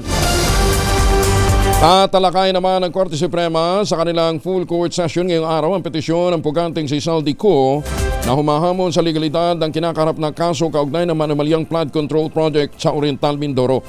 Ayon kay Co, pinagkaitan siya ng karapatan sa due process na maghain ng Office of the Ombudsman ng kasong graft at malversation sa Sandigan Bayan noong November ng 2025. Kaugnay nito, umapila naman ang dating mababata sa Korte Suprema na mag-issue ng temporary restraining order para ipatigil ang paglilitis sa Sandigan Bayan at ipangubisa ang kasong inihain laban sa kanya. Bagamat una nang sinabi ng Korte Suprema na ang mga fugitive ay hindi maaaring humilim ng judicial relief maliban na lamang kung naaresto na o sumuko sa mga otoridad. Nilinaw ng ilang abogado na ang pagtalakay ng Korte Suprema sa petisyon ni Co ay bahagi ng due process. Susunod na po ang 2x2 sa ACS Balita. Kuya Angel po, si Angel Palmones nag-iiwan sa inyo ng isang magandang umaga. Maraming salamat sa inyo walang sawang pagsubaybay, pakikinig at pagtitiwala. Magtanim tayo ng kawayan para sa kalikasan at kabuhayan. Ang ating quote of the day ngayong araw na ito ay mula po sa German writer na si Bertolt Brecht. Ang sabi niya, "Those who don't know the truth are fools, but those who know the truth and call it a lie are criminals." Muli, humihingi tayo ng paumanhin doon sa mga naapektuhang mga pamilya at mga tao, kapag gumagamit tayo ng fake news mula po sa mga opisyal ng gobyerno. Yan. Siyempre, nagiging opisyal nyo, nagiging legitimate na balita. Galing ho sa mga nasa gobyerno, yung pala, fake news. Maganda umaga, Pilipinas! ACS Balita 2x2 in just a while. ACS na umaga. This time check is brought to you by